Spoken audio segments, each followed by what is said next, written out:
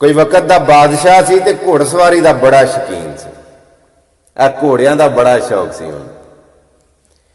एक दिन होया इस तरह भी घोड़े ते बैठा है ते घोड़े छाल मार दी, छड़ापी मारी ते बादशाह घोड़े तो थले डिग गया।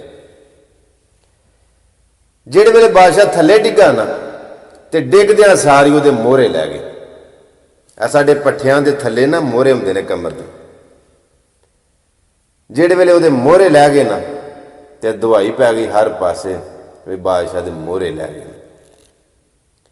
हुण इलाज करने वास्ते बड़े डॉक्टर, हकीम, तबीब उस वक्त दे विच जिहड़े माहर सन ना, जिहड़ा ये इलाज कर सकते सन, दूरों दूरों लोग ना इलाज करने वास्ते आउंदे गए। आके अपना अपना जिहड़ा फन सी ना उन्हां दे कोल या कोई कुलिया वो आजमान, पर बादशाह दे मोहरे ठीक ना होए, मोहरे ना चढ़े।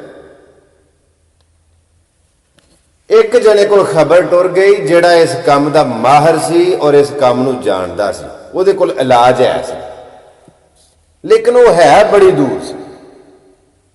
जिहड़े वेले उहदे कोल खबर गई ना ते दस्सण वाले ने उहनूं दस्सिया भी जिहड़ा बादशाह बड़ा सही है, बड़ा रहम दिल है, तू आएगा वह इलाज करेगा तो तेन बड़ा माल मता भी लभेगा ते तेरी मेरा मतलब वो बड़ी आओ भगत होए, तू आ बादशाह का इलाज कर। वो जना इलाज करने वास्ते बड़ी दूर तू ना बादशाह के दरबार हाजिर होया, आके उस इलाज शुरू किया। जिहड़े वेले उन्हें इलाज शुरू किया तो कामयाब हो गया, बादशाह ठीक हो गया। लेकिन वो जो वापस जान लगा ना तो जिवें उन्हें सुनिया सी ना बिल्कुल उसके खिलाफ काम होया। कोई बड़ी सारी सहावत ने बादशाह की थी, एवं पूरा जा उन्हें माल मत्ता दिता तो वापस टुर गया। खैर टुर गया हुआ, कुछ अरसा गुजरिया तो वह जड़ा हकीम सी ना या तबीब वो जो भी सी, उन्होंने कोई काम पिया इस बादशाह के इलाके दे विच। वो इधर आया तो उन्हें सोचा कि चलो बादशाह नूं जांदियां मिल जाने, वो तो इलाज किया सी। जिहड़े वेले बादशाह के दरबार गया ना तो बादशाह के सामने अंज हाजिर होया तो बादशाह इंज ना जिवें बादशाह पछाणिया ही नहीं, अखां नाल अखां ही ना मिलाए, इंज जिवें मैं जानदा ही नहीं तेनों। खैर उस बंदे ने ना महसूस किया, उन्हें आख्या कि तू कोई कदरदान बंदा नहीं। अपने दिल च सोचन लगा भी तू ना कोई मेरा मतलब है कोई शुक्रिया अदा करने वाला बंदा नहीं। खैर बादशाह ने ना जिवें ला इलमी का इजहार किया कि मैं तेनों नहीं जानता, झट को खलोता तो वह बंदा टुर गया, दरबारों निकलिया। जिहड़े वेले वो बादशाह के महल के विचों दरबार के विचों बाहर निकलिया ना तो अगे वो दरबारी खलोते सन, वो जिवें सिक्योरिटी गार्ड होंगे। उन्हें ना एक शीशे की डब्बी कढ़ी अपनी जेब के विचों कुछ दाने कढ़ के ना तो एक दरबारी नूं दिते ते आख्या भी ए जाके बादशाह नूं दई ते उन्होंने ये गल आखी सो भी ए दाणियां दी ना कोई धूनी जी तहाई तो उहदे उत्ते दाने रखी ते ओहदी भाप लई, धुआं ओहदा जिहड़ा ना वो लई, तेनों मजीद फाका होएगा तो ठीक हो जाए। वो जो दरबारी सी उन्हें जाके दाने अंदर बादशाह नूं दिते ते उस आख्या भी है वो जिहड़ा जना आया सी ना उन्हें दिते ने, तो उस आख्या भी इन्हां दी धूनी लैनी है ते तेनों मजीद फाका होएगा।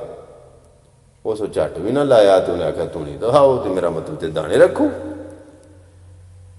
ਉਹਦੇ हुक्म की तमील करद्या आया वो धूनी तहाई गई, उत्ते वो दाने रखे तो जिन्हों उन्हें भाप लई ना तो उन्होंने निच आई। जिहड़े वेले उन्होंने निच आई ना तो मोहरे फेर लै गए, इंज निच मारी उस मोहरे लै गए। लग्या फिर करलान, वो दरबारियों आ गया, उस आख्या वो नसो दे फड़ के लिया, उन्होंने गिरफ्तार कर लो। वो कित्थे गया? इन्ने चेर नूं जनाब जूहा छड्ड के किते किते निकल गया। गल भला क्यों सुनाई है? यह गल इस वास्ते सुनाई है हजरत, जिन्हों मोहरे चाढ़ने आउंदे ने ना उन्होंने मोहरे लाने भी आउंदे ने। हाँ जी, जिहड़े बंदे नूं इलाज आउंदा ना, जिहड़े बंदे नूं सिर चाढ़ना आउंदा उन्होंने लाना भी आउंदा यार। दूं दाणियां दी मार हुंदी बस है। ਇੱਥੇ ਇੱਕ ਮੋਹਰਾ, ਇੱਕ ਹੁੰਦੇ ਨੇ ਕਮਰ ਦੇ ਮੋਹਰੇ, ਤੇ ਪੰਜਾਬੀ ਦੇ ਵਿੱਚ ਮੋਹਰੇ ਲਾਣ ਆਉਂਦੇ ਨੇ ਕਿਸੇ ਨੂੰ ਅੱਗੇ ਲਾਣਾ। ਉਹ ਯਾਰ ਜਿਨ੍ਹਾਂ ਨੂੰ ਮੋਹਰੇ ਲਾਣਾ ਆਉਂਦਾ ਨਾ, ਉਹਨਾਂ ਨੂੰ ਮੋਹਰਿਓਂ ਲਾਣਾ ਵੀ ਆਉਂਦਾ। ਤੇ ਯਾਦ ਰੱਖਿਓ, ਜੇ ਮੈਂ ਗੱਲ ਦਾ ਖੁਲਾਸਾ ਇਸ ਗੱਲ ਦੇ ਉੱਤੇ ਕੱਢਣਾ ਕਿ ਅਗਰ ਕੋਈ ਬੰਦਾ ਤੁਹਾਡੇ ਤੇ ਅਹਿਸਾਨ ਕਰੇ, ਅਗਰ ਕੋਈ ਬੰਦਾ ਤੁਹਾਡੇ ਤੇ ਨੇਕੀ ਕਰੇ, ਅਗਰ ਕੋਈ ਤੁਹਾਡੇ ਤੇ ਮਤਲਬ ਮਿਹਰਬਾਨੀ ਕਰੇ, ਤੇ ਉਹਦੇ ਅਹਿਸਾਨ ਨੂੰ ਯਾਦ ਰੱਖਿਆ ਕਰੋ, ਉਹਦੀ ਮਿਹਰਬਾਨੀ ਨੂੰ ਯਾਦ ਰੱਖਿਆ ਕਰੋ। ਕੋਈ ਬੰਦਾ ਤੁਹਾਡੇ ਤੇ ਸ਼ਫਕਤ ਕਰਦਾ ਹੈ, ਕੋਈ ਬੰਦਾ ਤੁਹਾਡੇ ਤੇ ਮਿਹਨਤ ਕਰਕੇ ਤੁਹਾਨੂੰ ਕਿਸੇ ਮੁਕਾਮ ਤੇ ਪਹੁੰਚਾਉਂਦਾ ਹੈ, ਤੇ ਉਹਦੇ ਅਹਿਸਾਨ ਦਾ ਬਦਲਾ ਅਹਿਸਾਨ ਦਿਓ ਯਾਰ। ਨੇਕੀ ਦਾ ਬਦਲਾ ਨੇਕੀ ਹੁੰਦਾ ਹੈ। ਉਹਨੇ ਤੁਹਾਡੇ ਤੇ ਮਿਹਰਬਾਨੀ ਕੀਤੀ ਤੇ ਯਾਦ ਰੱਖੋ ਕਿ ਇਹ ਕੌਣ ਬੰਦਾ, ਉਹਦੇ ਸ਼ੁਕਰਗੁਜ਼ਾਰ ਹੋ, ਉਹਦੇ ਅਹਿਸਾਨਮੰਦ ਰਹੋ। ਯਾਰ ਤੁਹਾਨੂੰ ਮਿਹਨਤ ਕਰਕੇ, ਮੁਸ਼ੱਕਤ ਕਰਕੇ, ਤੁਹਾਡੇ ਤੇ ਮਿਹਰਬਾਨੀ ਕਰਕੇ ਕਿਤੇ ਪਹੁੰਚਾਉਣ ਵਾਲਾ, ਭਾਵੇਂ ਤੁਹਾਡਾ ਉਸਤਾਦ ਹੋਵੇ, ਭਾਵੇਂ ਤੁਹਾਡਾ ਪਿਓ ਹੋਵੇ, ਭਾਵੇਂ ਤੁਹਾਡੀ ਸ਼ਰੀਕੇ ਹਯਾਤ ਹੋਵੇ, ਭਾਵੇਂ ਤੁਹਾਡਾ ਦੋਸਤ ਹੋਵੇ, ਭਾਵੇਂ ਤੁਹਾਡਾ ਭਰਾ ਹੋਵੇ, ਕੋਈ ਵੀ ਬੰਦਾ ਜਿਹੜਾ ਤੁਹਾਨੂੰ ਕਿਸੇ ਨਾ ਕਿਸੇ ਮੁਕਾਮ ਤੇ ਪਹੁੰਚਾਉਂਦਾ ਨਾ, ਕੱਲ ਨੂੰ ਉਸ ਮੁਕਾਮ ਦੇ ਉੱਤੇ ਪਹੁੰਚ ਕੇ ਤੇ ਉਹਨੂੰ ਅੱਖਾਂ ਨਾ ਵਹਾਓ, ਉਹਦੇ ਅਹਿਸਾਨਮੰਦ ਰਹੋ, ਉਹਦਾ ਸ਼ੁਕਰੀਆ ਅਦਾ ਕਰੋ। ਆਖੋ ਤੁਹਾਡੀ ਮਿਹਰਬਾਨੀ। ਆਖਰ ਦੇ ਉੱਤੇ मैं सिर्फ यह कहना चाहना, जो आला ज़र्फ़ होते हैं हमेशा झुक के मिलते हैं, जो आला ज़र्फ़ होते हैं वो हमेशा झुक के मिलते हैं, सराही सर निगूं होकर भरा करती है पैमाना।